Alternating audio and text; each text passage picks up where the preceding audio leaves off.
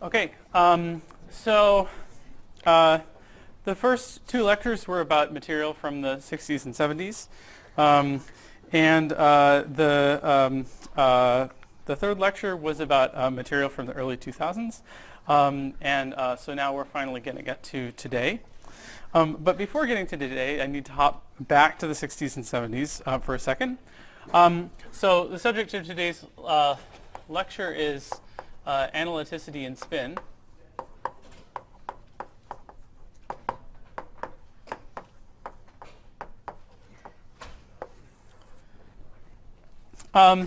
The starting point is an interesting kinematic situation that one can access in Lorentzian signature, but not in Euclidean signature. And that's the Regge limit.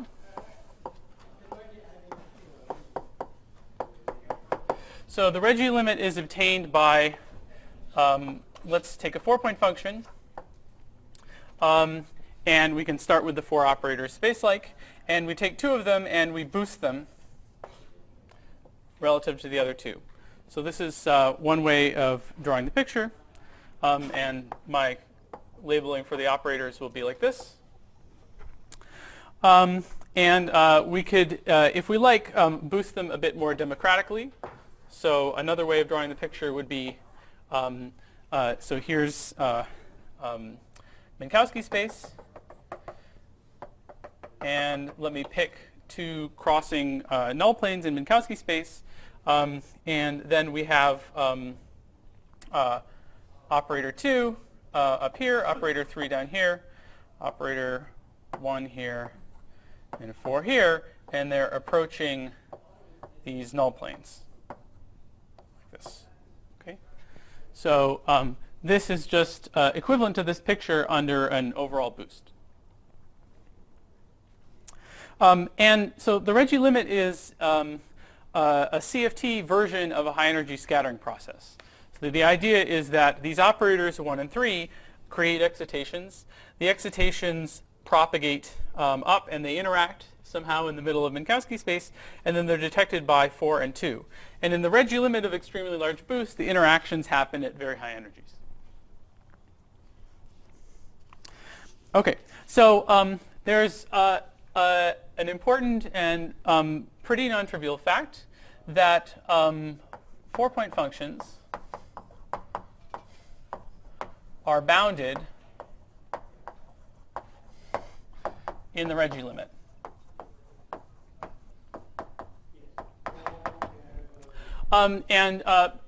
To explain this, first let me explain why it's non-trivial. So why you might not expect them to be bounded, and then I'll explain why they're bounded. Let's look at a 4-point function. We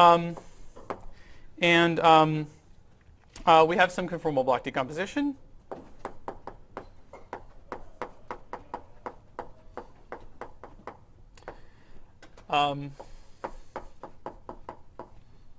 And actually, the important ordering for us is going to be 4, 1, 2, 3.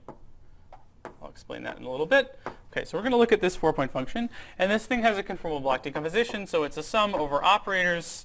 Oh, let me write it like this. So g of z and z bar over x12 to the 2 delta phi, x34 to the 2 delta phi, where this function g of z and z bar has an expansion in conformal blocks. It's a sum over operators O in the phi phi OPE with OP coefficients squared times a conformal block. The conformal block depends on the dimension delta of O and the spin j of O and 2 cross ratios. So we can use conformal transformations to put all 4 operators on a 2-dimensional plane. Then I'm going to use light cone coordinates in this plane. So this is the v direction. This is the u direction. So v is t plus x. U is t minus x. And these cross ratios, after I put the 4 operators on the plane, these cross ratios can just be written in terms of the u and v coordinates of the operators. Okay, so So z is u12, u34 over u13, u24, and z bar is the same thing with v's.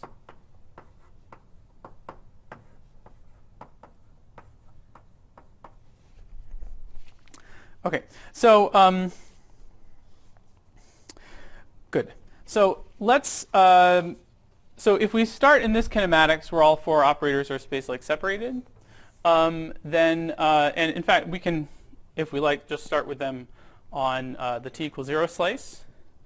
Then you can check for yourself that z and z bar are both real and between 0 and 1. And now when we move from this configuration, we start moving 2 this way and 1 this way, we're going to encounter some kind of branch cut when 2 becomes light-like from 3 and 1 becomes light-like from 4.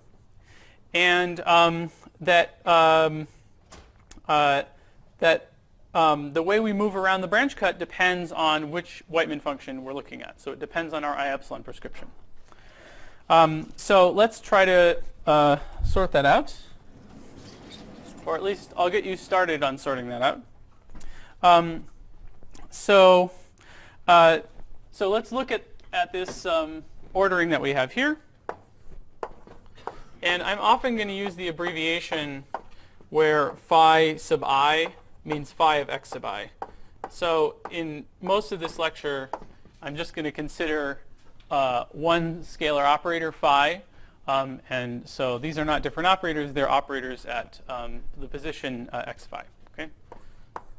So this is just useful shorthand for now. Okay, so how are we supposed to access this Whiteman function? Well, what we need to do is shift the imaginary parts of the times so that the Euclidean times of these operators are in order. So in particular, we need to take, say, t23 and give it a small imaginary part.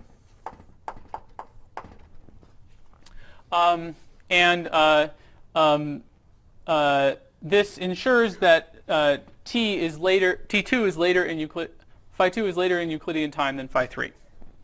And similarly, we have to do that for t41. And we actually don't have to bother with any of the other differences of times. And the reason is that in the kinematics we're considering, all other pairs of operators are space-like separated. So we're never going to encounter branch cuts associated with those pairs of operators. And so we don't have to worry about that. But of course, there is a unique way to assign an ordering to the Euclidean times. But I'm just going to, it suffices to just write this formula. And then the other comment is that when we move into this kinematics, if we're just interested in understanding what happens to the cross ratios, nothing particularly interesting is going to happen to the cross ratio z. And the reason is that we can keep the u coordinates of all the operators fixed if we like, and just move 1 and 2 along lines of constant u. They're never going to encounter branch cuts in the u coordinates. The branch cuts are just going to be in the v coordinates. Okay? So nothing interesting is going to happen to the z cross ratio. Instead, the only interesting things are going to happen to the z bar cross ratio. So that means we'll keep the ui's fixed. And as a consequence, I can rewrite these shifts in terms of v's. Okay? So what we really need to do, if we're keeping the u's fixed, that means we need to shift the v's like this.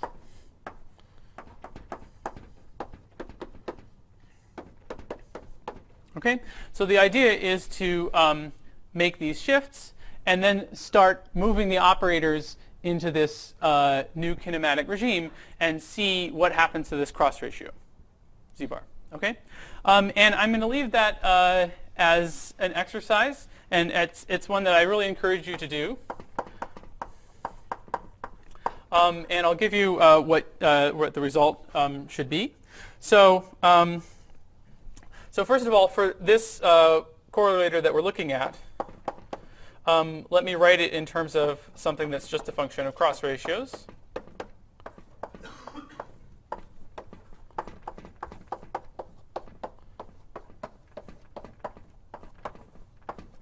Okay, so the claim is that if you keep track of what happens to the z-bar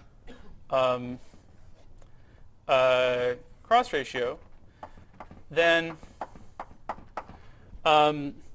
this is what you'll get when you move into Reggie kinematics, where the meaning of this is to move z-bar around 1 in the indicated direction. So the claim is that in cross ratio space, what happens, so here's 0 and here's 1, we start with z and z bar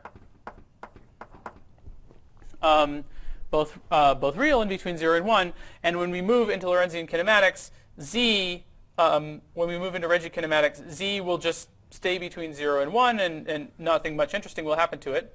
When we go to the Reggie regime, z is actually going to move towards 0, and we'll explain that in a second. But z bar initially goes around 1 like this, and then we'll start coming back to 0. Okay? And the way in which it goes around 1 is dictated by this I-epsilon prescription, as you should check for yourself.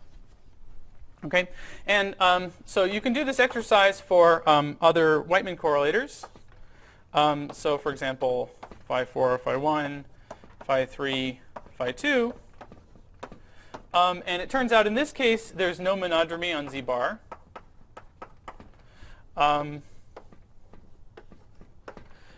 So this case differs by swapping the order of 2 and 3. We can also swap the order of 1 and 4.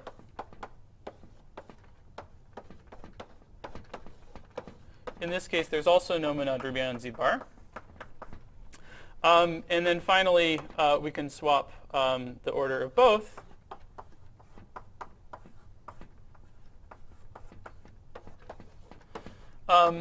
And this gives a monodromy on z bar the other direction. Okay? These are all multiplied by those x. That's right, yeah. They all have the same prefactors here. Okay?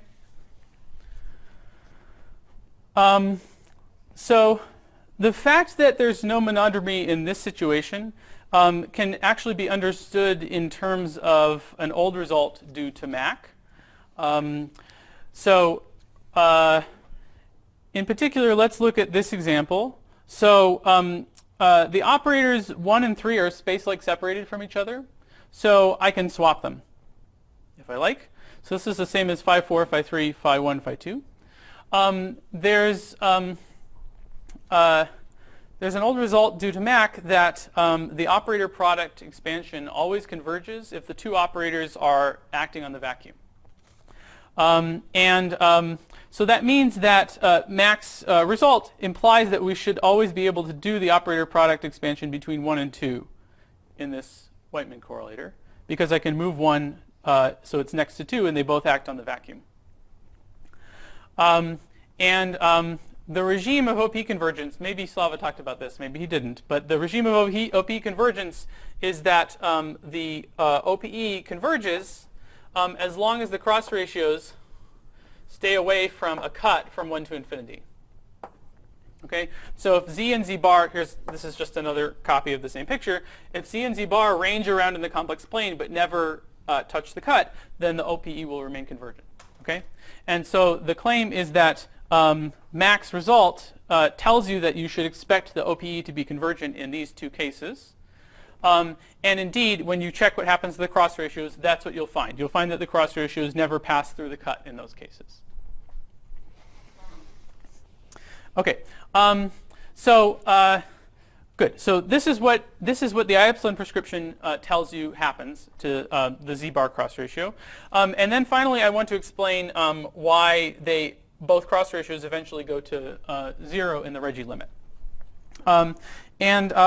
So one way to see this, the simplest way to see this, is to just imagine performing this boost. Okay, so after we boost, let's say let's say that we started with the operators let's say this distance was r, and this distance here was 1. So then in light cone coordinates, we could boost 1 and 2, and we would have something like, so 1 is diametrically opposite from 2, so minus u1 is equal to u2. Similarly for v, and these would be equal to minus e to the minus eta r, e to the eta r, where eta is a boost parameter going to infinity. Okay? So what's happening here is that when eta gets big, the v coordinates of these operators are getting big, and the u coordinates of the operators are getting small because they're getting pushed towards this light cone. Okay? And so you can just plug this in to these formulas and verify for yourself that z and z bar are going to 0 in the limit of large eta. Okay? But there's another cute way to see why that's what's happening to the cross ratios that I like a lot, because I don't like having to do calculations. I prefer drawing pictures. So the idea is, so let me draw again the Reggie limit.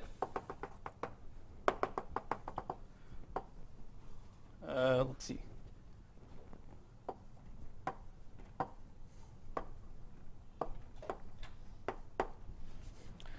Okay, so the cute idea is that the cross ratios depend only on the Minkowski coordinates of the points. So in particular, they're unchanged if we apply this T operation. So this T operation was the one where you start with a point, you send light rays in all directions, and you find where they converge on the next point gray patch. The point that you get with the T operation has the same Minkowski coordinates as the original point. It's just in a different patch. So what that means is we're allowed to move these points to their cousin points in other patches, and we'll get the same cross ratios. And here's what we should do. We should move this one to, we should, instead of looking at this one, we should look at its cousin, which I'll call 2 minus, in this lower point gray patch. And similarly, for this guy, we should look at 4 minus. In the other, also in this lower point gray patch. And in the Reggie limit, we have these operators approaching the null planes. But that translates to this picture here. And so you can see that in terms of 1 and 2 minus and 3 and 4 minus, the Reggie limit kind of looks like an OPE limit. Okay? Now, this is just a statement about cross ratios. The cross ratios are doing the same thing as in the OPE limit, but of course the physics could be very different. The physics will be different if we're in a situation where we have some monodromy that happens on the cross ratios first. Okay? Okay, so this is how to see that the cross ratios go to 0 without calculating anything. Okay. Good. So in particular, this implies that in the cases where there's no monodromy, so for example, phi 4, phi 1, phi 3, phi 2, so this thing is just equal to g of z and z bar, and in the Reggie limit, we just get to pick out the leading term in the small z, z bar expansion of this thing, which is just coming from the unit operator. So this is 1 plus ... in the Reggie limit. Okay? So for this particular Whiteman 4-point function, we've seen how it behaves in the Reggie limit, and it's pretty simple. But something much more complicated happens for the other Whiteman functions. So for example, the one that I mentioned before as being interesting. So in this case, so in all these cases, I'm multiplying by this dimensionful factor to make it dimensionless. So we have this. And one thing we might try is to perform this monodromy term by term in the conformal block decomposition. Now, I already warned you that that's not going to work because I said that the regime of convergence of the conformal block decomposition was the complement of this cut. And the monodromy is going to force us to go through the cut. But let's just see what happens. So what we could do is take a conformal block, G delta J, and perform this monodromy on it. And what do you get? So the conformal blocks are solutions to the conformal Casimir equation. And the conformal Casimir equation has, it's a second order partial differential equation in two variables. It has 8 different solutions. It turns out to have 8 different solutions. And when you do some monodromy, you start out with one solution, you'll end up with a linear combination of the 8 possible solutions. It turns out that the linear combination that you get in this case is, so there's one piece proportional to the original thing you started with. And then you get another term proportional to G 1 minus J 1 minus delta.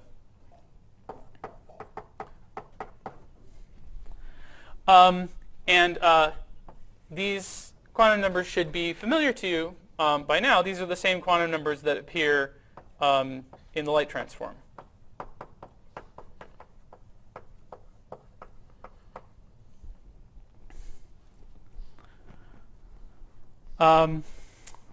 And hopefully I'll have time to explain the significance of that. Okay, so you get this other term. This is then a big problem if you want to try to do the monodromy term by term in the conformal block decomposition. The problem is that, so these conformal blocks, so normally G delta J of Z Z bar behaves as Z Z bar to the delta over 2 times higher order terms in Z and Z bar. So that means that when we do these, when we have these light transform quantum numbers, we get something like Z Z bar to the 1 minus J over 2. If we do this boost, then it turns out that both Z and Z bar, as you should calculate here, go like e to the minus eta in the limit of large boost. So this gives us e to the j minus 1 times eta. So we get a badly divergent series when we sum over spins. Okay, so high spins give growing contributions, and that you could just guess from this picture already.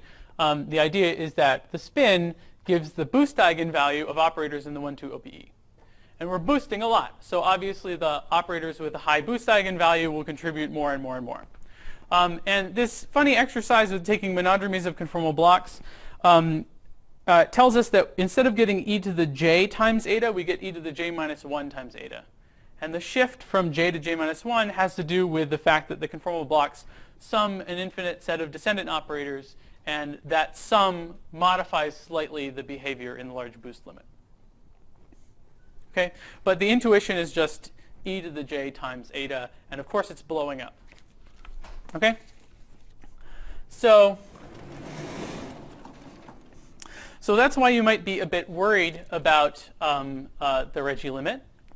But again, it turns out that the 4-point function is bounded in the Regge limit. So let me explain why that's true.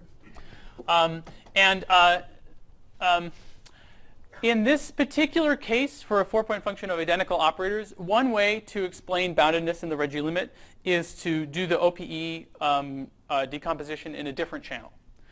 So we do the OPE decomposition in a different channel and observe that when you go to the Regge limit, you just insert some extra phases into the OPE decomposition, and it doesn't make it any bigger. But there's a more general way to argue this, and in fact, you need the more general way to argue it if you want to talk about correlators of non-identical operators or spinning operators. Okay, so I want to explain the more general way because I'd like to give you guys some tools to work with in the future. So the more general reason is something called Rindler positivity, which I unfortunately won't have time to prove, but at least I'll give you the statement of it and show you how why it implies Regge boundedness. The idea is that any quantum field theory has an anti-unitary symmetry, CRT. So usually you hear about CPT, but CRT is the correct anti-unitary symmetry. CPT is the wrong one. So CRT is an anti-unitary symmetry that squares to 1. It acts by reflecting one time direction and one space direction. So if we have a point t, x1, x2, ... xd minus 1, and we act with CRT, it gets mapped to a point that I'll call x bar, which just has minus t, minus x1, and then all the other coordinates the same. And I'll define the Rindler conjugate of an operator O by just conjugating by CRT.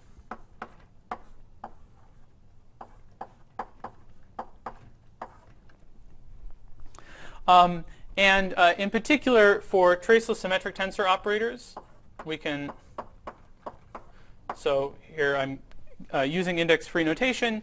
The Rindler conjugate of the traceless symmetric tensor operator is just given by the Hermitian conjugate operator at the position, at the Rindler reflected position and with the Rindler reflected polarization vector.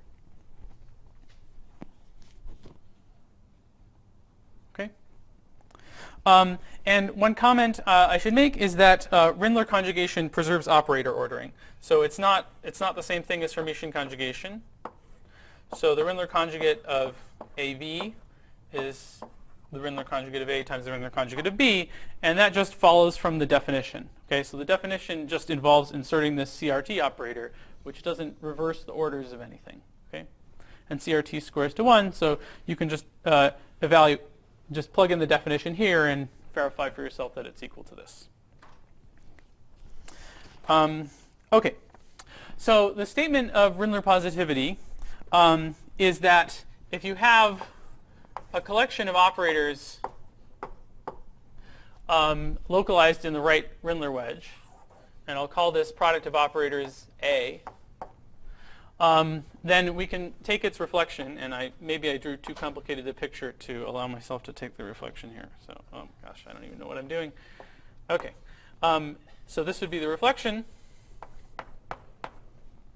And the claim is that the expectation value, this expectation value is positive. Okay, and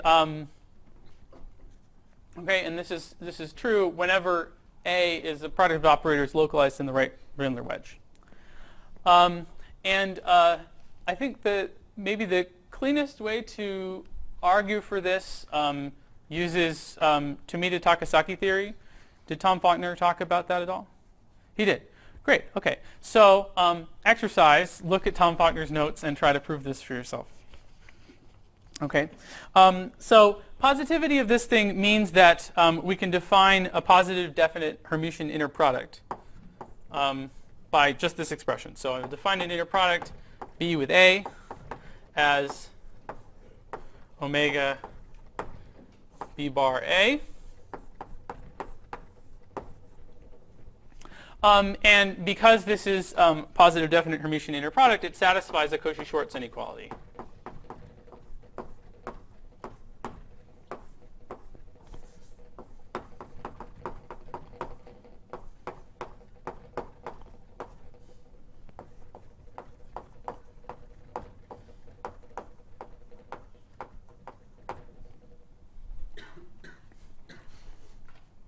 So, okay, so let's return to our 4-point function.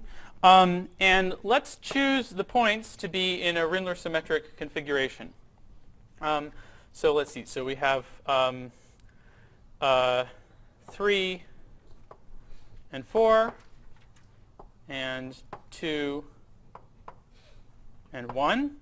And with these choices, we have, for example, that phi 1 is phi 2 bar, phi 4 is phi 3 bar. Okay, and importantly, we can choose a Rindler symmetric configuration without restricting the types of cross ratios we can talk about. Okay, so this staying within Rindler symmetric configurations, we still have 2 degrees of freedom. So I can move the point 2 around wherever I want, and just move 1 in a reflected way. And so 2 degrees of freedom maps to 2 cross ratios. Okay, so we're not restricting the cross ratios at all. so we're free to choose this.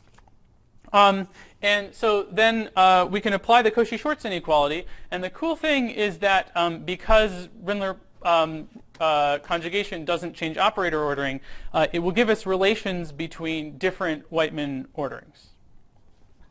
So let me do an example. So the Cauchy-Schwarz inequality implies that phi 4, phi 1, phi 2, phi 3 squared.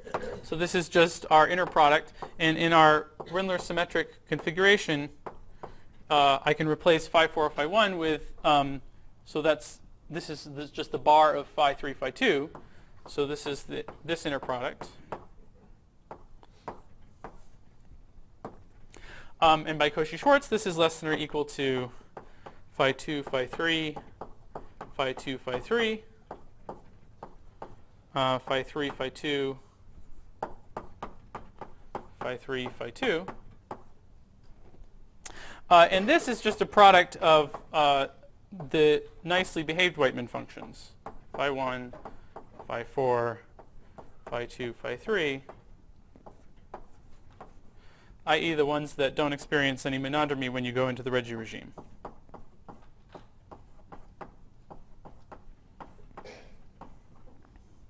So in particular, we find that the absolute value of this analytically continued G is less than or equal to the non-analytically continued G squared.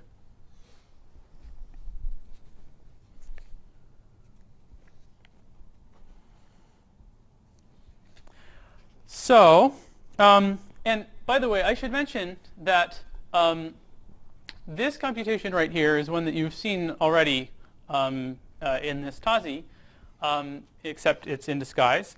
So this is the same, essentially the same, or it's a special case of the Cauchy-Schwarz argument that goes into the proof of the chaos bound. So in the proof of the chaos bound, there's a centrally important step where you use Cauchy-Schwarz to relate two different thermal correlators to each other. And the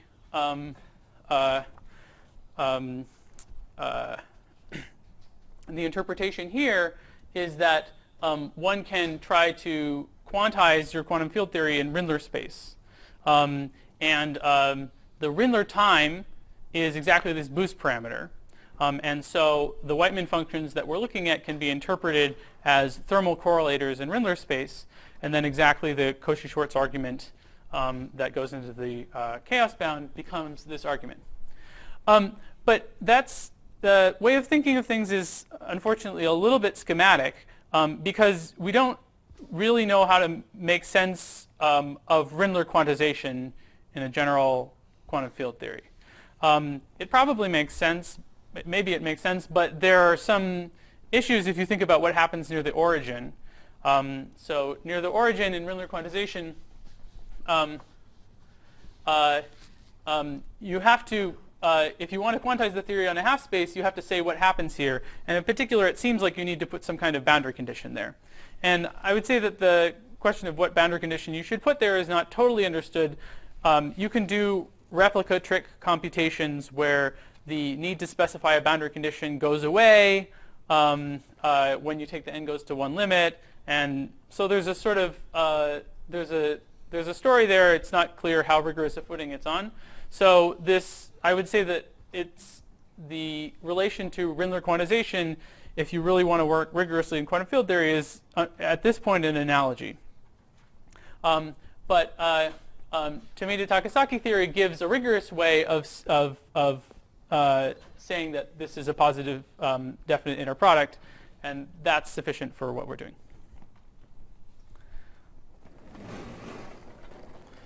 Okay, so we have a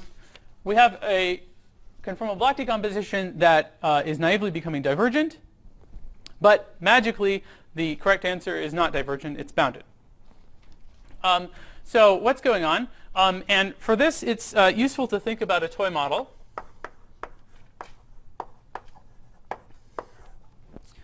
And so this toy model is, we're going to consider an amplitude So amplitude is in quotes. So it's just a function of a single complex variable. And let's suppose that it has a partial wave expansion. So this will be a sum over spins of some coefficients times w to the j. And you should think of w as being e to the eta, where eta is a boost parameter. And let's make a few assumptions about the properties of this amplitude. So first of all, we're going to assume that it's analytic everywhere outside a cut starting at w equals 1. And second of all, we'll assume that it's bounded in the Reggie limit, by which I mean, let's see it. Yeah, so this is less than or equal to 1 as w goes to infinity. Okay, so this toy model exhibits the sort of mystery that we're dealing with here. The idea is, how is it possible that you could sum up something where every term is growing and yet the final result is bounded? Well, if we're just thinking about functions of a single variable, it's not so surprising that you can do this. But the key observation is that getting this situation requires a delicate balance between these coefficients. The idea is that if you took any one of these coefficients, let's say you took a sub 100 and you wiggled it a very, very tiny amount, you would completely destroy the good behavior in the Reggie limit. Okay? So you're not allowed to randomly wiggle different coefficients. All the coefficients have to be related to each other in a very delicate way in order to get this to happen. So there's a beautiful way to express this delicate balance between the different coefficients. And that's provided by something called the Froissart-Gribov formula.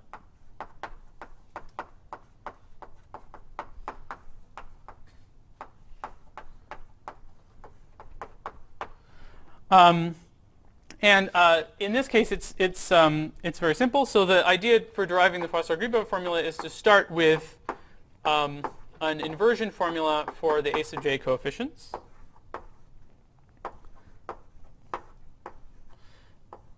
And this is just complex analysis.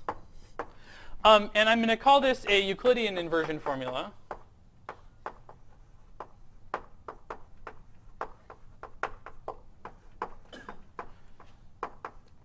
Because it involves an integral over a circle surrounding the origin. So it involves an integral over w of the form e to the I theta, i.e. it's an integral over imaginary boosts.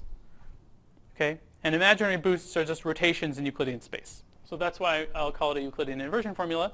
And then the idea of the Froissart-Gribov formula is just to do a contour deformation in this integral. Okay? So we have a cut going from 1 to infinity. We start with an integral around the origin, and we blow up the contour and end up with an integral around the cut. We have an integral around the cut plus a contour at infinity.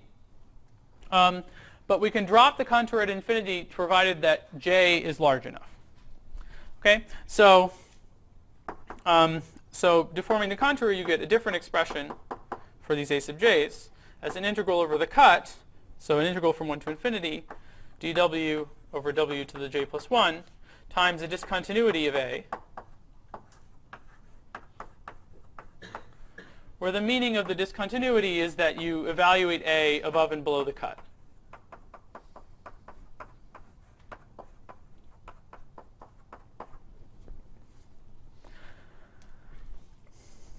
Okay,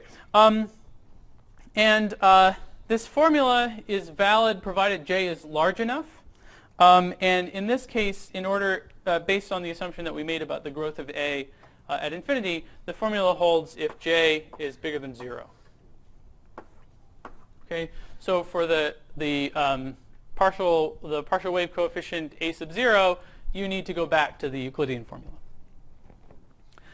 And that makes sense because the a sub 0 coefficient is not constrained by this boundedness in the Reggie limit, right? We can wiggle the a sub 0 coefficient and nothing changes. Okay, so that's why it's not captured by this formula, which I'll call a Lorentzian inversion formula.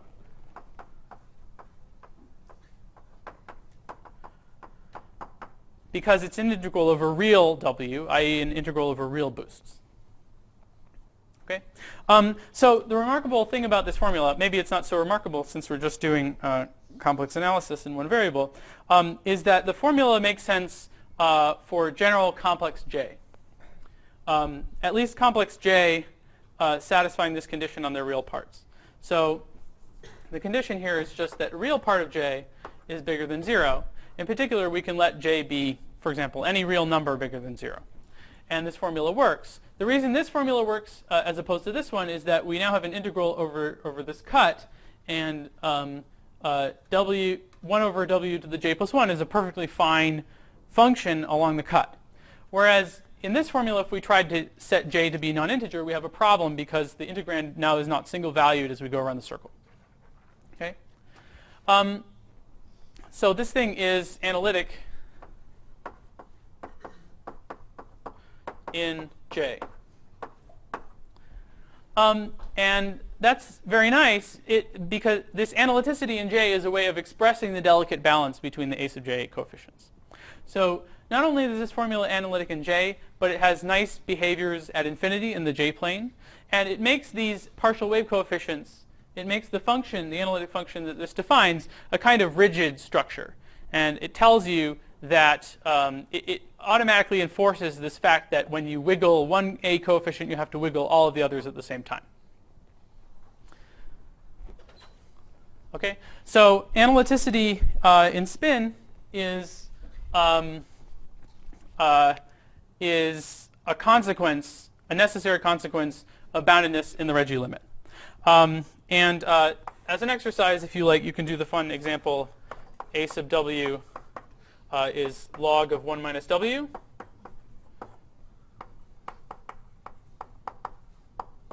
So plug this into the inversion formula and check that the result agrees with the coefficients in the Taylor expansion of this function, just as a sanity check for yourself.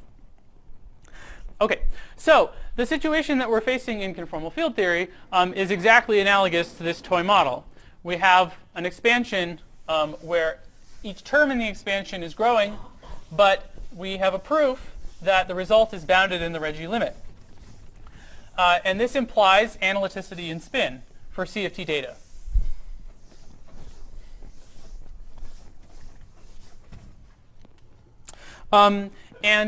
This analyticity in spin is beautifully expressed by Lorentzian inversion formula due to Karen Huo, which is directly analogous to this Lorentzian inversion formula we just derived. Okay, so let me write down Karen Huo's formula. So first of all, to write it, we need to start by packaging all the OPE coefficient information into one object. So I'm going to write the conformal block decomposition in a slightly different way as a sum over spins and an integral over dimensions. It's going to be an integral over a complex contour running along the imaginary direction with a coefficient function C of delta J and then a conformable block. And there will be some extra terms that are not captured in this way of writing the expansion that I'll call non-normalizable terms. And one such term is the contribution of the unit operator. And these are essentially going to be a finite collection of conformal blocks with dimensions less than d over 2. When I say a few more words, it will be clear why we need to add those back in. So the idea is that this coefficient function should have poles at the locations of physical operators. So minus a sum of poles where the residues of the poles are squared OP coefficients and the positions of the poles are dimensions. If this coefficient function has this form, then this can be related to the usual conformable block decomposition. We have an integral over delta along this complex contour. So this is the delta plane. The coefficient function C of delta J has poles on the real axis at physical values. So, and another important fact is that the conformal block decays exponentially in the right half delta plane. One way to see that is that at large delta, the conformal block goes, well, it goes like rho bar to the delta over 2, where rho and rho bar are between 0 and 1. Let's say the absolute value of rho and rho bar between 0 and 1 when we're in the regime of OPE convergence. Okay? So as long as we stay within the regime of OPE convergence, this thing it dies exponentially in the right half delta plane. And so that means we can take the delta contour and deform it to the right and wrap around all the physical poles.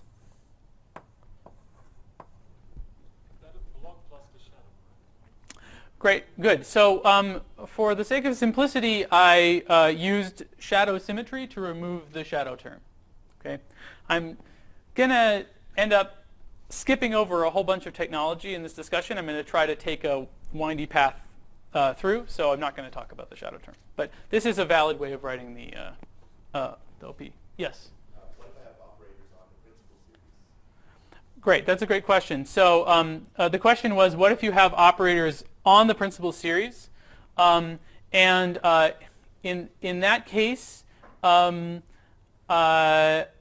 I believe the correct prescription is to use a principal value prescription for doing the integral. Okay. Good. So this coefficient function packages together all of the dynamical information in this 4-point function, and we would like to compute it. And Karen-Ho's formula is an interesting formula for the coefficient function that involves an integral over Lorentzian kinematics. So the statement is that C of delta J is, so first of all, it has this 1 plus minus 1 to the j, which enforces that it's non-zero only at even integer j. And that is good because we're studying here a 4-point function of identical operators, and identical operators contain only even spin operators in their OPE. Then there's some coefficient kappa over 8 that I'll write in a second.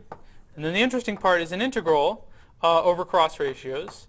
And it's an integral over a square in cross ratio space with some measure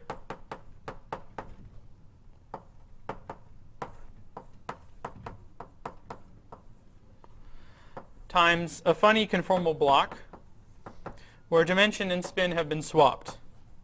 And hopefully by now the swapping of dimension and spin doesn't scare you too much. So this is different from the swapping that you see in the light transform. But it's also an example of an affine Weyl reflection. Okay, so you can check for yourself, look at the formula for the conformal Casimirs, the quadratic and quartic Casimirs, and you can check that this swapping preserves the conformal Casimirs. And then this multiplies. Let me give myself a little bit more room. So still in the integrand,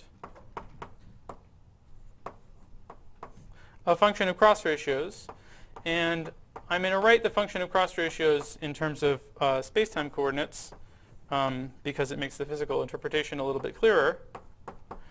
So it multiplies the 4-point function, but a double commutator.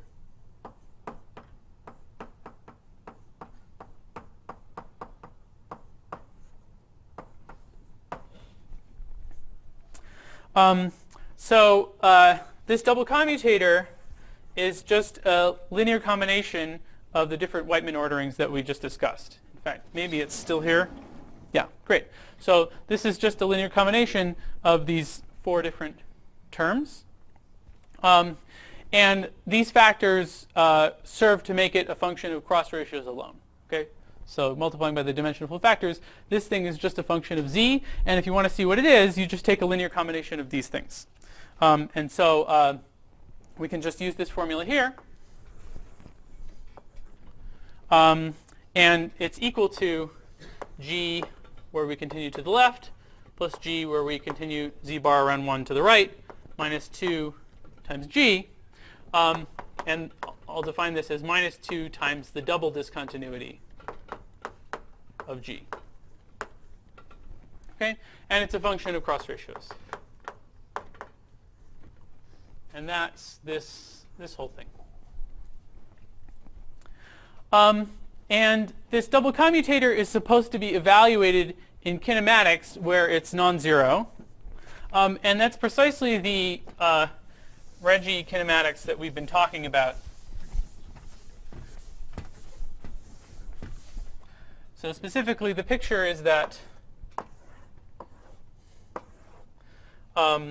we have 3 and 2 being time-like from each other, 1 and 4 being time-like, and all other operators space-like separated. Okay, so this formula has some really beautiful properties. One important property is that the double discontinuity has some, it's often much simpler than the 4-point function itself. At least in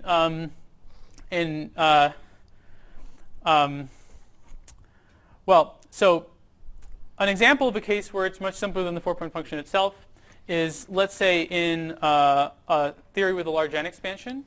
One beautiful property of the double discontinuity is that at leading non-trivial order in the 1 over n expansion, double trace operators do not contribute. It gets a contribution purely from single trace operators. And that means that Karen-Ho's formula gives all of the data, in both single and double trace data, which is encoded in C of delta J, in terms of just single trace data. So it's a very efficient way to determine CFT data in terms of just a smaller part of the spectrum, the single trace part. And there are similar simplifications that happen in weakly coupled theories. So in weakly coupled theories, if you compute this double discontinuity, you'll find that it's much simpler than the full 4-point function. And yet that double discontinuity determines the full 4-point function through this formula.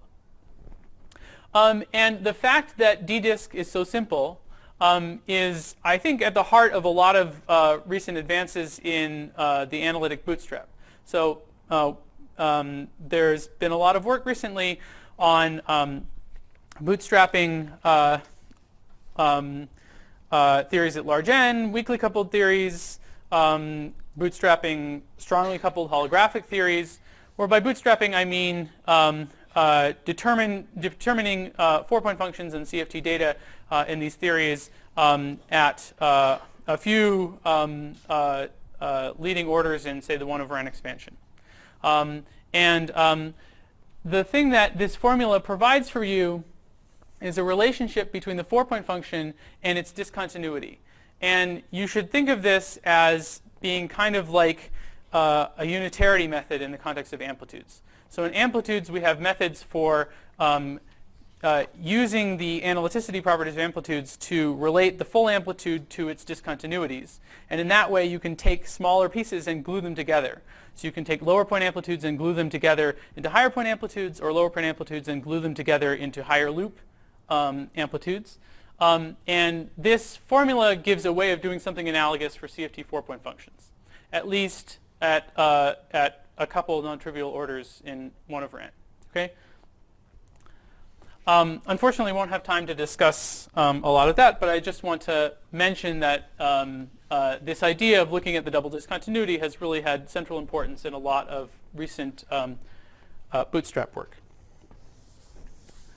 So the other remarkable thing about this formula is that it's analytic in J.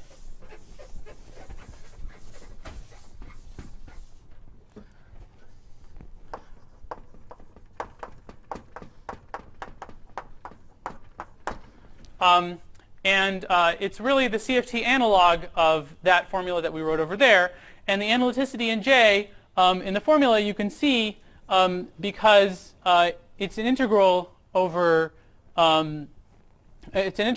this square in cross ratio space where the cross ratios are real, and the only place that J enters is in this conformal block.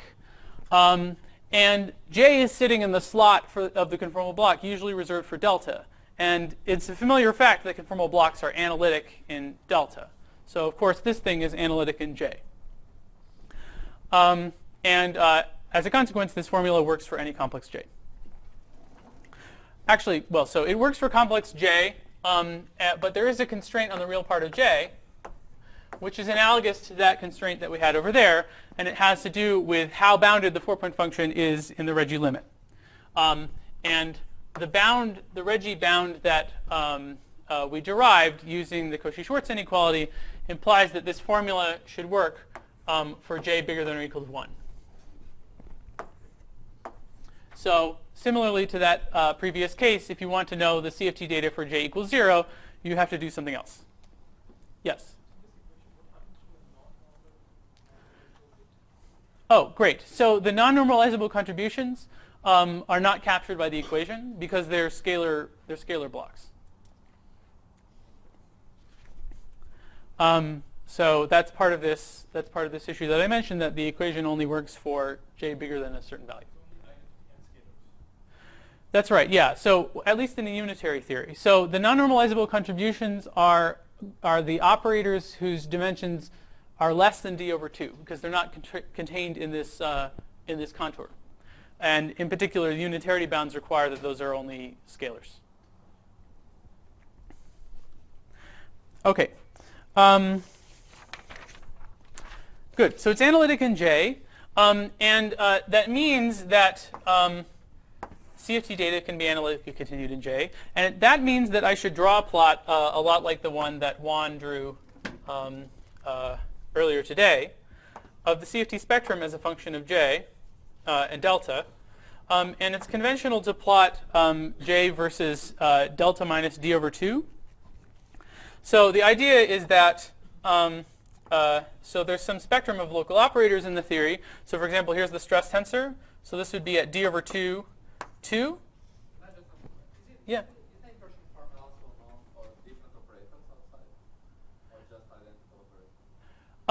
Yeah, so Simone derived it for arbitrary scalars with arbitrary different scalars, and in a paper with Peter, we derived a general version for arbitrary operators and arbitrary representations.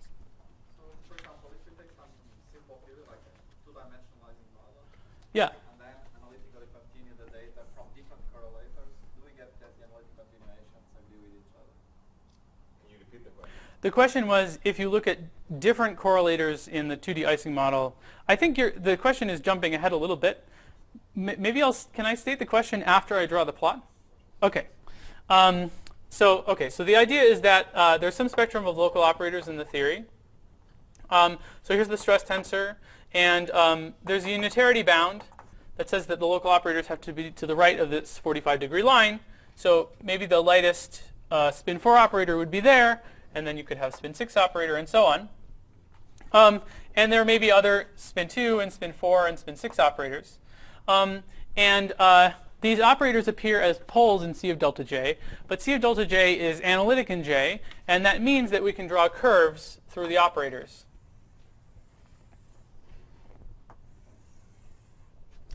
Now, one thing that I don't have time to explain is that C of delta J has a so-called shadow symmetry. Under delta goes to d minus delta. So the correct thing to do is to make this plot symmetric. And these points are so-called shadow points. They don't correspond to local operators, and I'll try to explain what they do correspond to in a second. Okay, so what I'm really plotting here is that this is a plot of the poles of C of delta J, and C of delta J is determined by applying this formula to some specific 4-point function. So one very natural thing that you could ask that I think is an open question in general is, if you apply the inversion formula to different 4-point functions, would the poles be in the same place? Okay? So we know that at integer j, all the poles will be in the same place because the same local operators participate in every 4-point function. Modulo conserved charges and so on, but let me talk about some fixed charge sector. Okay? So we know that at integer points, all these curves have to go through the same places. And Pedro's question was, if we look at different 4-point functions, are the curves in the same place at non-integer points? And one way you might test this, for example, is in an exactly solved theory like the 2D Ising model. You could plug in the 2D Ising model data and see where the curves go. And I think in that case, the answer is yes, they're in the same place. And part of the reason is that the Regge trajectories, so by the way, these curves are called Regge trajectories. Regge trajectories in the 2D Ising model are extremely simple. They're just lines. So straight lines. So the fact that they have to go through the same integer points guarantees that they'll be the same at non-integer values. That's true for any minimal model? I suspect it's true for any minimal model, but I haven't checked that.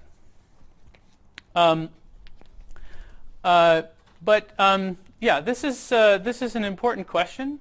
And the question of whether the Regge trajectories are the same in any 4-point function directly relates to the stuff that I'm going to talk about next when we discuss light ray operators. Okay. Good. Okay, so these points on the plot are supposed to be local operators, but you could ask, what on earth do the other parts of the curve represent? What are they supposed to represent? In particular, so we can analytically continue CFT data in spin. What about the operators themselves? Can we analytically continue the operators themselves? So it's not hard to convince yourself that you can't analytically continue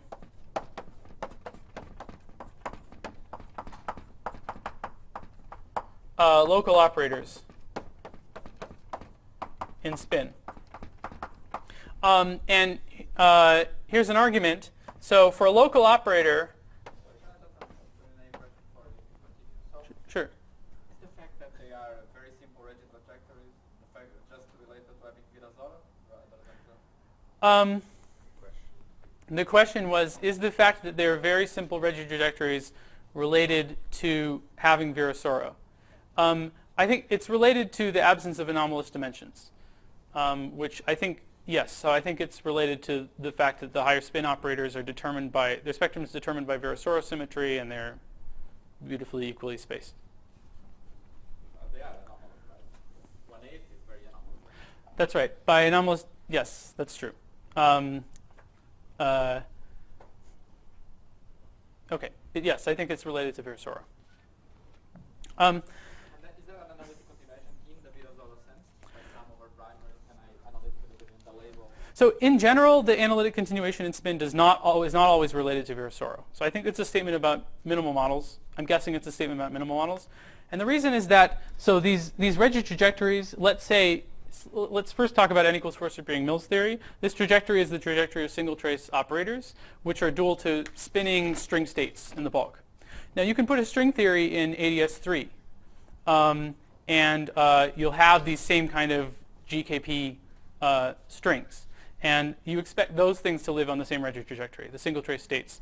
And that Regge trajectory will definitely have some non-trivial shape. So in a 2D CFT that's dual to a string theory, I would not expect the trajectories to be straight.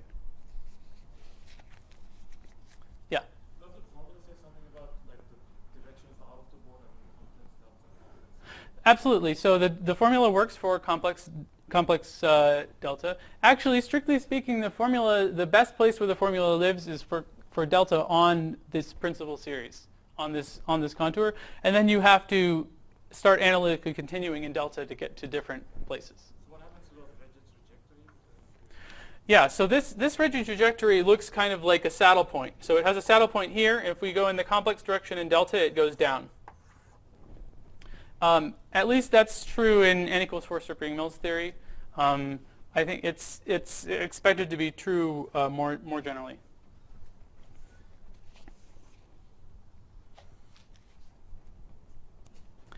Okay, all right, so I was describing this argument that you cannot analytically continue local operators in spin. The argument is that a local operator does not kill the vacuum. That's the state operator correspondence. You act with a local operator on the vacuum, you get a non-trivial state. But if you had a continuous spin operator, so first of all, we know how to describe them using the formalism that I talked about yesterday. But I explained that a continuous spin operator has to kill the vacuum.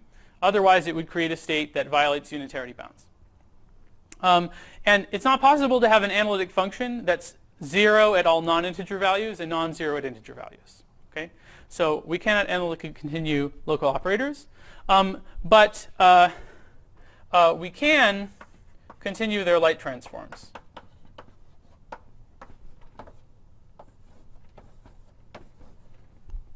So the light transforms of local operators evade this issue because they killed a vacuum, which we proved last time. And so what turns out to be correct is that this plot, which is called the Chu-Frauchi plot, so I'm going to really stick my neck out and try to spell it. Pedro, I don't know if you could do this one.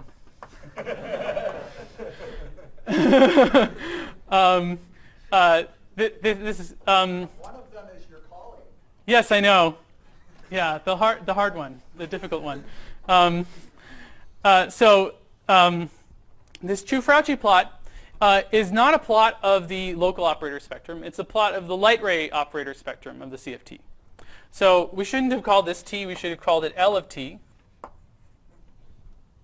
And then this thing would be L of the next spin 4 operator. And the light ray operators of the theory, the light transforms of local operators, can be analytically continued to live on these Regge trajectories. This point of view, using this point of view in the very little time we have left, I even wrote those words in the notes because I anticipated this happening. We'll be able to give a proof of the Lorentzian inversion formula and also make contact with the causality-based proof of the average null energy condition. Now, I'm really not going to have time to do this very well, but I want to try to give you some of the highlights of how this works. The key step is just realizing what you're supposed to look at. You're supposed to look at this thing. And once you know you're supposed to look at that, you can kind of follow your nose and get led to this result. Unfortunately, you have to follow your nose using a bunch of technology that I won't have time to explain, but let me just show you how it works. So the rough idea is to start with something called a partial wave. And the partial wave is an integral of the 4-point function over Euclidean space. So this is the Euclidean 4-point function times a 3-point structure that picks out a particular operator. So if you integrate the 4-point function against a 3-point structure, so I'm going to use an omega subscript to represent a physical correlator. So this is an actual physical correlator. And a 3-point function without a subscript will be just the unique conformally invariant structure consistent with those operator representations. So hopefully Slava wrote a formula for the 3-point function of 2 scalars and a spin J operator. This is just that function. And it has the property that it gives you a formula for C of delta J. C of delta J, this thing is fixed by, oh, by the way, okay, so I have to explain some things. So the tilde means that these things have dimension d minus delta phi. And the reason for that is that phi tilde together with phi and a measure factor has dimension 0, and therefore you can integrate it in a conformally invariant way. Okay? So this is the unique thing that you can choose to make this integral conformally invariant, and the answer is therefore fixed by conformal symmetry to be a 3-point structure involving the things that have not been integrated. and the coefficient is C of delta j. So this is a Euclidean inversion formula for C of delta j, and it's analogous to that the starting point there, the contour integral that we started with. So this is a formula for C of delta j, but it does not work for non-integer j. Okay, so this object, another way of saying this is that this object, the partial wave, encodes in it all the matrix elements of operators appearing in the phi1, phi2 OPE, right? The residues of C of delta j are just the OPE data of those operators, and then this thing multiplies by the actual three-point structure associated with those operators. So we have the property that the residue, a residue at delta equals delta k of the partial wave is equal to some overall OP coefficient times an actual physical three-point function. And this is just a combination of this formula with that formula for the residues of C of delta j. Okay, so this partial wave encodes in it all of the data of the phi1, phi2 OPE, but we don't want to study the local operators in the phi1, phi2 OPE. We want to study their light transforms. So what we should do is take the formula and Wick rotate to Lorentzian signature, and then take the light transform.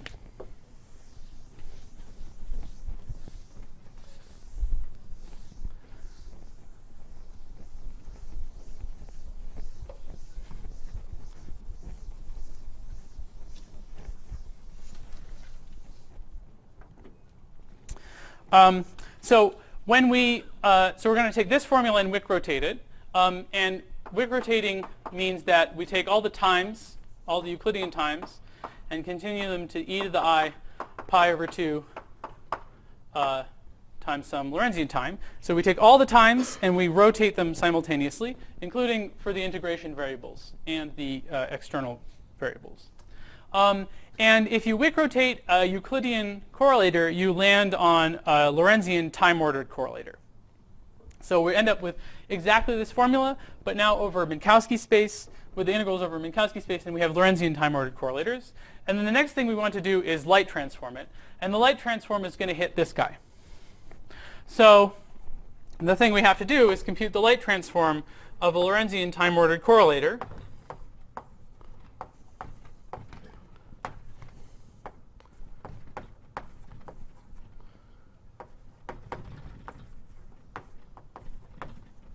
Okay, where this light transform is hitting this guy. This is kind of a fun computation. So let me put the two operators 1 and 2 like this. So this time-ordered correlator can be written in terms of different Whiteman correlators depending on where O is. Okay. Now let's suppose. Let me draw the light cones of 1 and 2 because we'll need them in a second. Let's suppose that that O is down here and we do the light transform over this contour.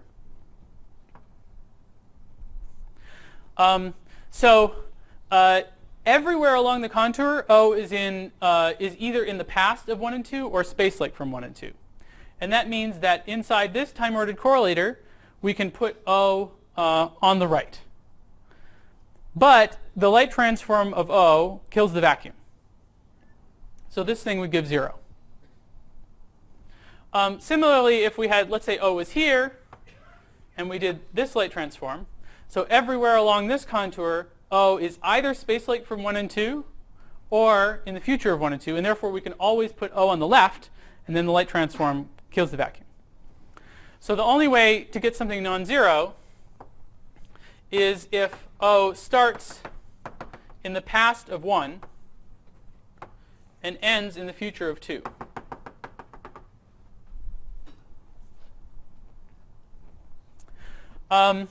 And let me see if I can draw this. So here's Minkowski space. So we have this constraint when we do this thing, we're going to get a theta function that's constraining O to be in the past of 1 and end up in the future of 2. And another way of writing that is to draw the cousin of 2 in the other point gray patch. So this is 2 minus. And then the condition is that O is in the future of 2 minus and the past of 1. Okay, so this is going to give us some term with a theta function that says that x is in the past of 1 and the future of 2 minus. And the thing that it multiplies, if we're in this situation, everywhere along the contour, this time-ordered correlator is equal to a Whiteman correlator where 2 acts on the vacuum, then we have O, and then we have 1. So this thing multiplies the light transform of Whiteman correlator.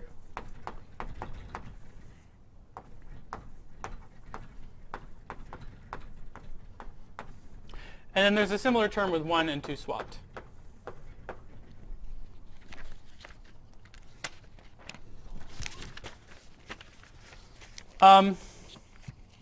Okay, so what we end up with is that the light transform of the partial wave is equal to an integral against this kind of thing. And in particular, this suggests that we should define the following object, which I'll call funny O of x and z. And this is an integral over these kinds of kinematics. So the theta functions will enforce this condition, an integral of x1 and x2 of the operator phi1, phi2 times this light transformed Whiteman function.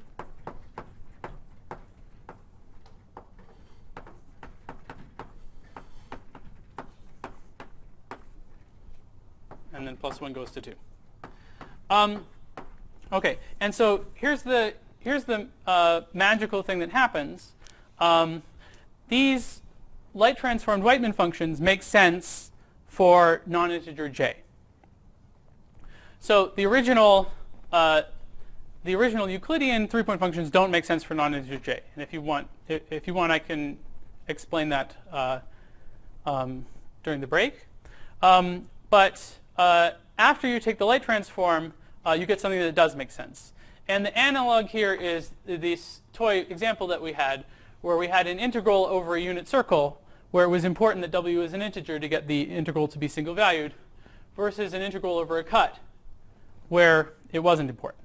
Basically, the same thing happens here when you take the light transform, and it means that this object is actually analytic in J.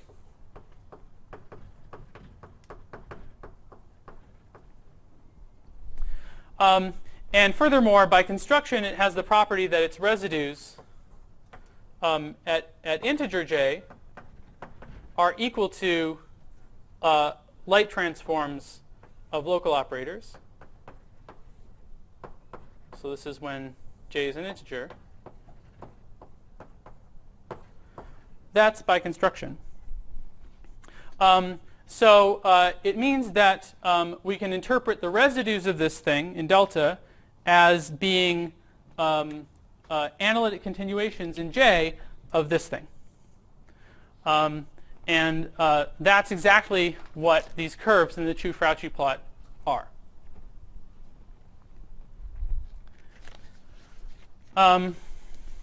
Okay. I'm running out of time, or maybe I already have run out of time, so I'm not going to be able to give the argument, but you can look at it in the notes.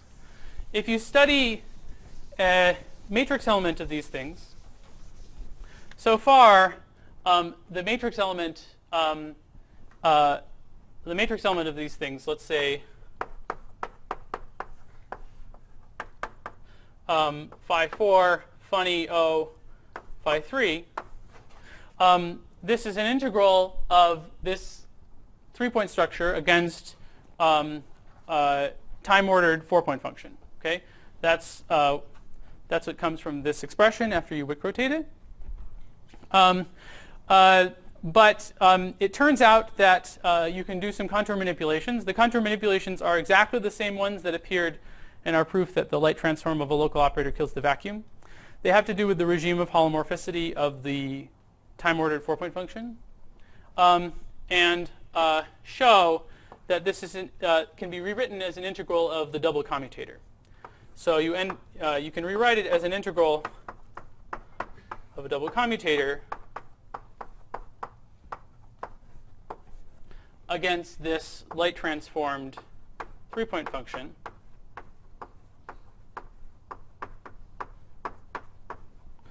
And on the other hand, this thing was proportional to C of delta J. And after some massaging, this gives Karen-Ho's formula.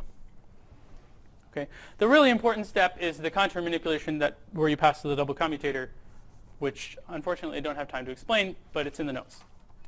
And the other comment that I want to make is that having an expression for matrix elements of light ray operators in terms of a double commutator can be very powerful for understanding positivity conditions. And this has to do with Rindler positivity. So the idea is that if 1, 4 and 2, 3 are in a Rindler symmetric configuration, then you can think of this thing as in terms of our Rindler inner product. So this thing becomes the Rindler inner product of the commutator with itself, up to a minus sign. So this is the case if we're in this Rindler symmetric configuration where phi 1 bar is phi 2 and phi 4 bar is phi 3. So it means that in Rindler symmetric configurations, this double discontinuity, this double commutator, is actually positive. And you can use that to, for example, prove the average null energy condition. So the Anek operator is equal to this funny O in the case where delta equals D and J equals 2.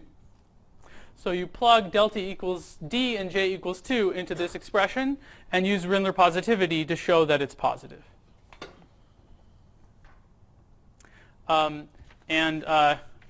That essentially recovers, it's a way of looking at the causality-based proof of the Anek due to Hartman et al. Okay, so I know things got super sketchy by the end, but I wanted to mention these two results because they tie together a lot of the things that we've been discussing. And so I'll stop there. Thanks.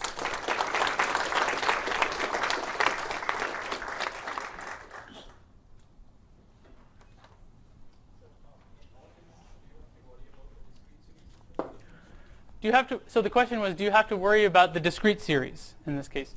And there's a theorem that says that the discrete series doesn't appear in it doesn't appear in the OPE decomposition of two scalars, or rather the harmonic analysis decomposition of two scalars. I'm actually not sure what the full story is with discrete states. But I think that one could start with the completeness. Okay, so one can start with the completeness relation for scalars that I'm implicitly using here and apply differential operators to get completeness relations for spinning operators. I'm not totally sure where discrete states would enter, but I just don't know the answer. But they don't matter in this case. Yes? Did the proof of Rindler positivity depend on unitarity in the central way? The question was, does the proof of Rindler positivity depend on unitarity in a central way? And the answer is yes. Like if the operator dimensions don't satisfy the unitarity bounds, you can have, like there are lots of ways you can violate unitarity, of course. Right, you're asking, does Rindler positivity hold in a theory where operator dimensions don't obey unitarity bounds? Yeah, I think not necessarily. Rindler positivity is closely connected to reflection positivity. So for example, in the case where you just have one operator on either side, it literally, you can put them both at time slice 0, and then it becomes a Euclidean correlator, and then it is reflection positivity. Yes? Is it more structured to be studied on that function